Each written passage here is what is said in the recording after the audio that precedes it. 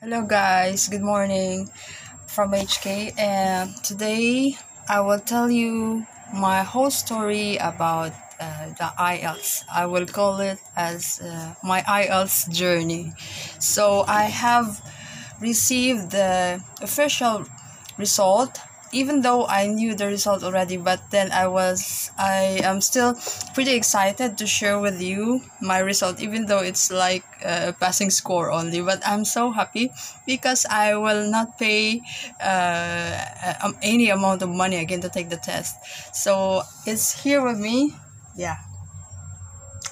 And yesterday, my employer gave it to me, so they knew about it. And to start with, to let it, let's make this a not so long story, but I will tell you why I have this. Okay, very quick. So I don't know if you guys like to take the test exam and something like that. But as for me, oh, test exam, I hate it. I don't like it that much. But then I am a graduate of Bachelor of Secondary Education in one of the prestigious school in Philippines. But then I ended up as yay a helper here in Hong Kong. I never regret like I decided to be a helper at all. As long as I earn money and then I help my family, and yeah, I love my mom so much. So to start with, um, during the first time that I took the licensure examination for teachers, I was like nervous. I guess everybody knows it. Like you will be a bit nervous when going to exam or test or something, especially if you are like unprepared. But then when I was in Philippines after graduation, I took the licensure examination, and then unfortunately I didn't make it. I failed the exam.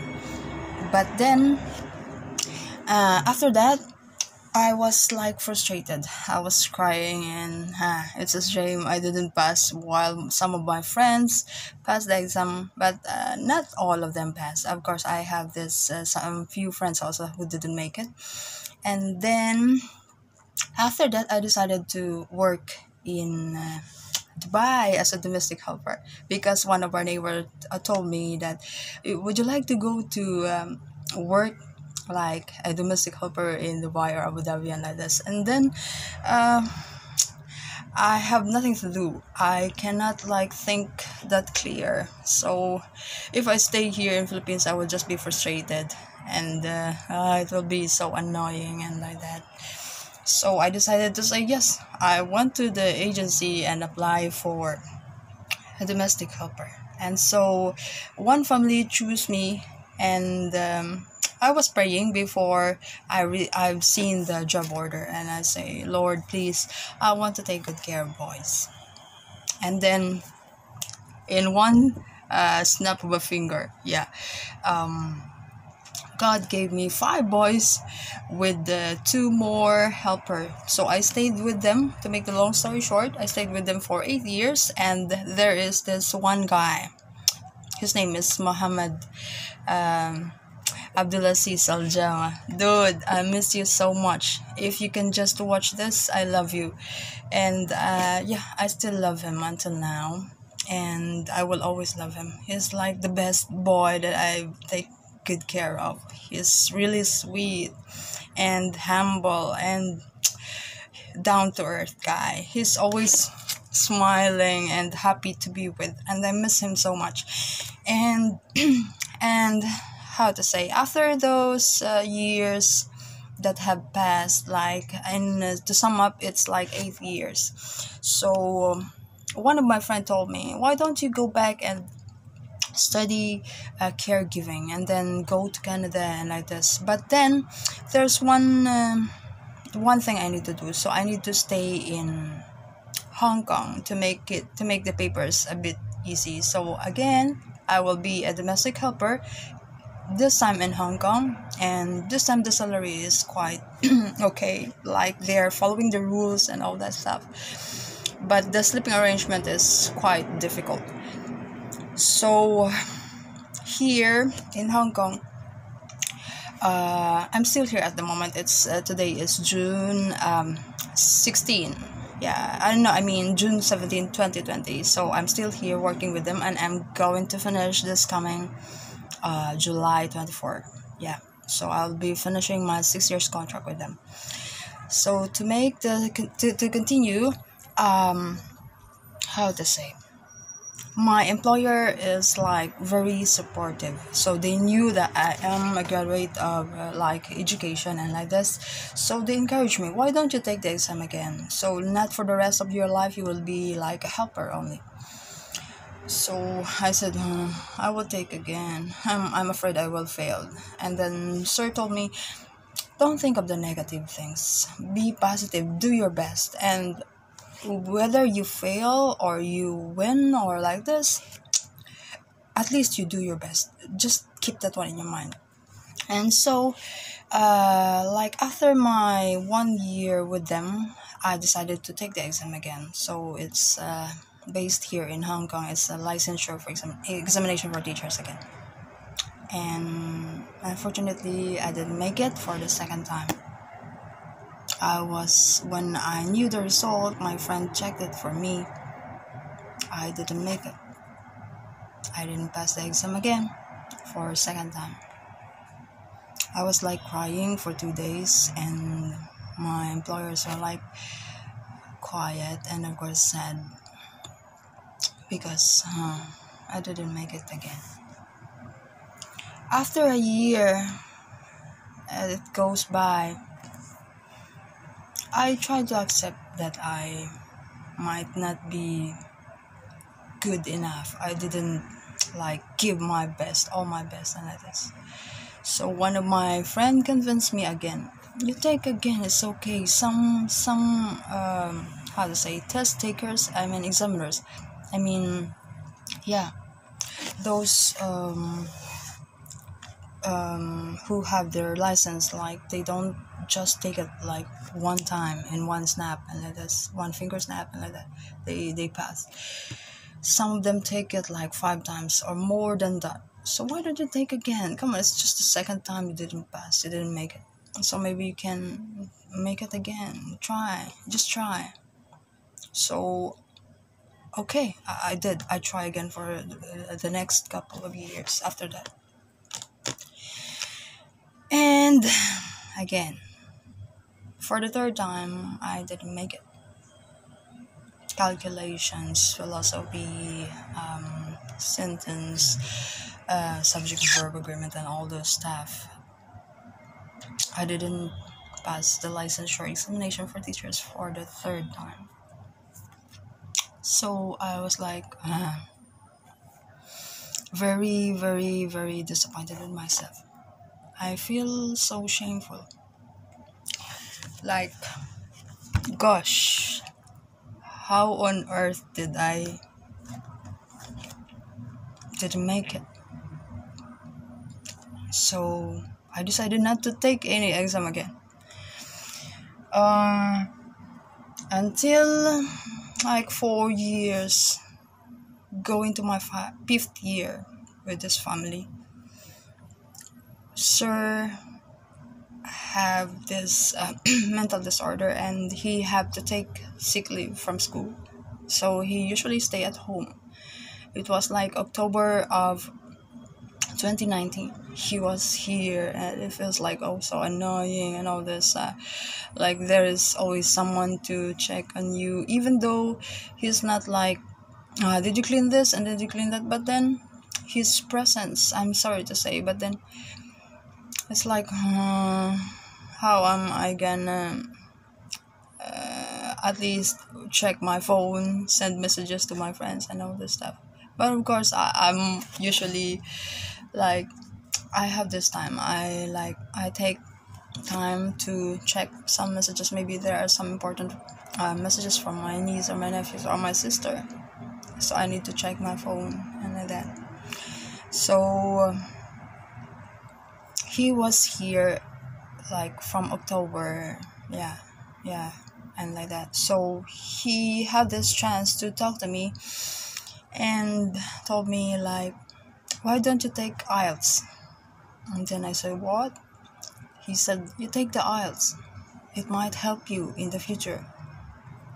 And I said, test again, exam again. I need to study again. I need to revise. I need to prepare and all that stuff. And I don't know. I wasn't convinced that time. But then she is like, come on, you take. If you want, I can help you to pay. I know that it's pretty expensive. I can help you to book. And he said like this. And some of my friends who are also domestic helper was like, you take. I passed the exam. You can make it. You can do also. And I said, no, exam again, test again. So to make the long story short, sir convinced me. So yeah, I took the test.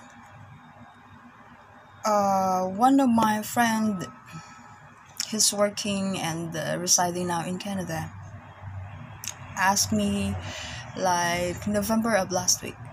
She sent me a message and said, hi, how are you, and all this stuff. And I said, I'm fine. And she asked me like, when are you coming here in Canada? And I said, no, I cannot. Nobody would like to help me and all this stuff. And she said, so what's your plan? I told her, I'm going back home this July of 2020. And she said, wait, don't go home yet. I will ask my mom, and I will ask some friends here. Maybe someone could help. Someone could help you find an employer, and you can come here and work here. And I was like, oh, okay. I don't like counting on a person. Like I will depend to her words and all this stuff. So I said, okay, I will wait.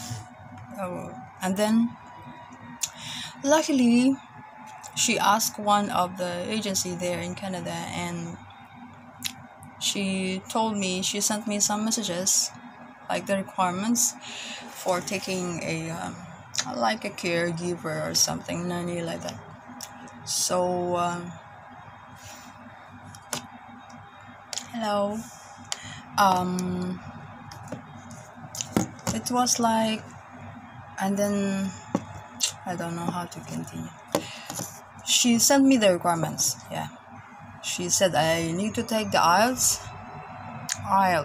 It's International English Language Testing System, like that. I need to get a 5.0 overall score. And then she said, you can make it.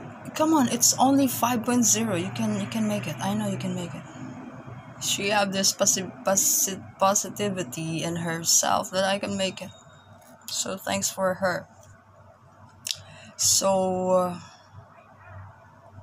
I was like thinking many times I would take it or like this. And then she said, you need to send your papers here, school documents like diploma, TOR, and like that.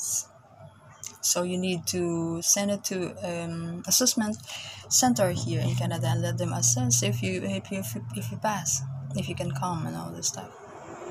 After that, then they will like queue your application in the agency, and then they will give you like the requirements for payment and all this stuff, and just step by step.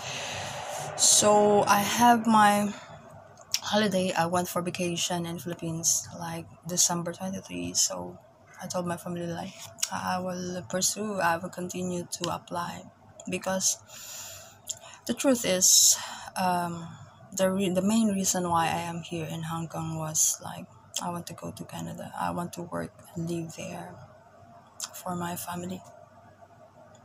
Yeah.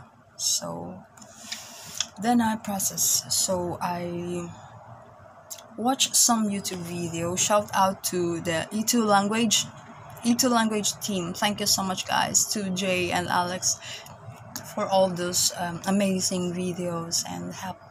Yeah, for all those supplementary in their page, like listening, reading, and writing. They all those stuff really helped me a lot. And thank you to Jay and Alex and the rest of the E2 language team. So yeah, so my IELTS journey is almost a start. I watch videos. I try to read a lot of English books, including the books of the two kids that I take good care. I just read in English. Like sometimes I read the Chronicles of Narnia, the Mulan. Like it's a book. It came to a book, so I read the whole stuff and all this. I also watch movies with the English subtitles, so I can listen and read at the same time. Sometimes I speak English with my friends, but then they would tell me like, yeah, you speak in our dialect, like you speak Tagalog and all this stuff. And I said I need to speak English fluently for me to pass the exam, because there is like speaking tests and all this stuff. So yeah, like that. I booked the exam like April 4th of 2020, because supposed to be during that day my sister, my niece, and my nephew are coming here in Hong Kong to have their holiday, but then because of the pandemic it was postponed. All their flights were cancelled, so I have this chance. Supposed to be during that date I will meet them, because it's my holiday also. It was like spring holiday, like that. So I mean Easter holiday, I'm sorry. So how to say, to continue, I booked the exam like before April, of course, March, like that. So it was booked online. Luckily I have this debit card, a credit card from one of the bank here in Hong Kong. So I use it to book online. It's like a general training, IELTS general training. Yeah.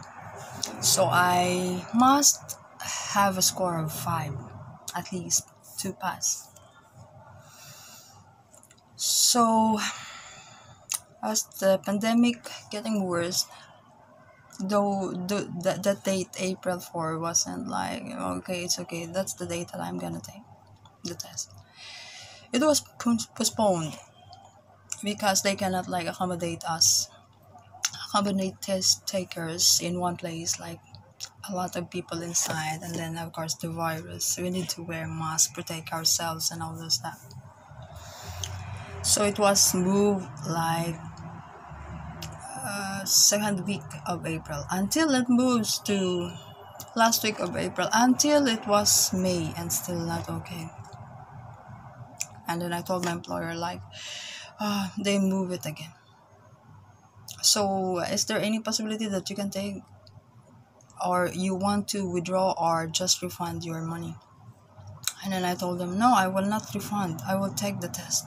I am like very convinced by sir that I will take the test, and I say to myself, I will take it, so I will not refund the money, I will continue, I'll pursue. So during those times I watch more video, so I watch more YouTube, even though I just have a small amount of, I mean limited data usage for YouTube, but then I still watch.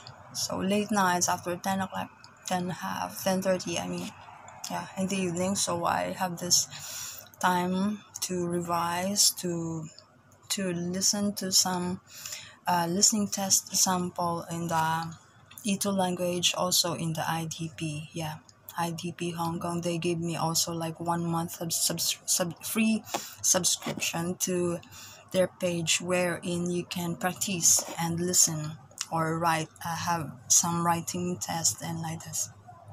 So I read books, try to convince and speak in English with my friends, sometime only. But of course I need to go back home, I need to speak our own language, yeah, because Philippines have a lot of different languages. One dialect is Tagalog, yeah. So correct me if I'm wrong with my grammar or use of the language and all this stuff. So how to say, um I received an email. It's like the test date was really fixed on 30th of May 2020. So I need to ask for another permission to my employer that during this date I need to take the test. It's not my holiday, it's Saturday, and my holiday falls on Sunday. So I need to ask like a favor from them.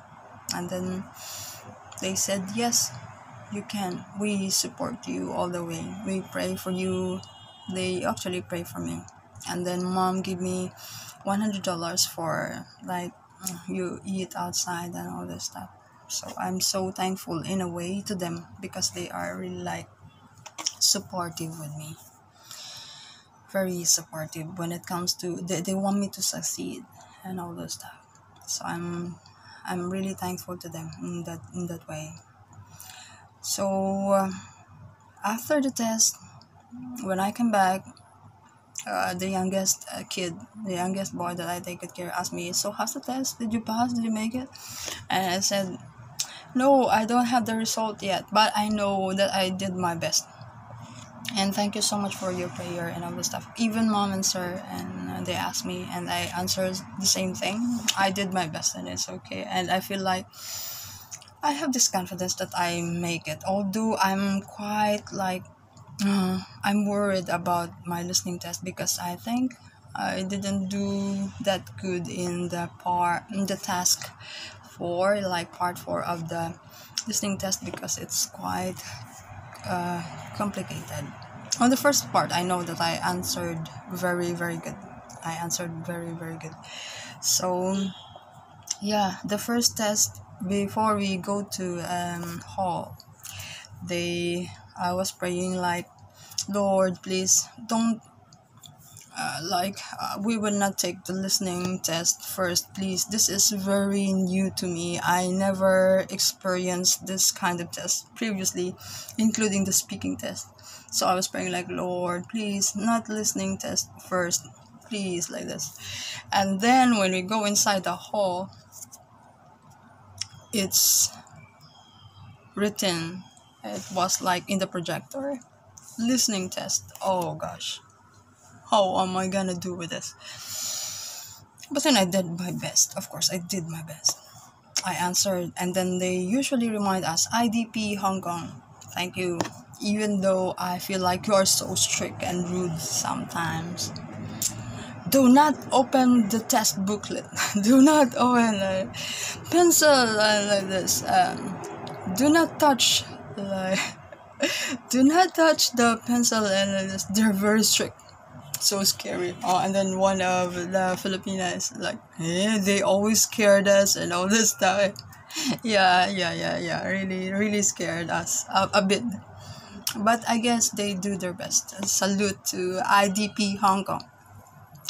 Yeah, and then it's listening test. I was like, oh gosh. I was praying and, God, please guide me. Just stay with me. Yeah, just like that. So after the listening test, it's reading. So requires a lot of reading passage, true, false, not given, and all those stuff. And then, how to say, there comes the writing test. So there's 2 tasks, and lastly is like the writing and then speaking test. So I think I make it. I try to do my best, of course, until, how to say, until it's time for me, after like 12 days, like that. No, 2 weeks. After 2 weeks, one of my friends checked my result, and then she said, "Congratulations! Let's have a drink and all this stuff." I said, "What? How's the result?" "Congratulations, you passed."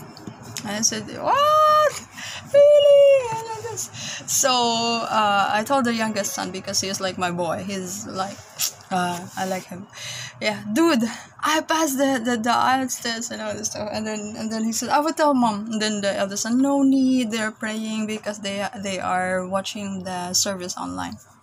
So he said, no need, but he cannot help it. He knocked the door, opened the door, and tell, mommy. And then this Sister Jaylin passed the IELTS test, and I was like, and then mom called me, Jaylin, congratulations, even sir, high five, I passed the IELTS, thank you so much for all the answer. And then they said, you have to pray, and then thank God that you make it. So guys, all of you who prayed for me to pass the IELTS, thank you all so much. Thank you for all your support. I guess that's all for today.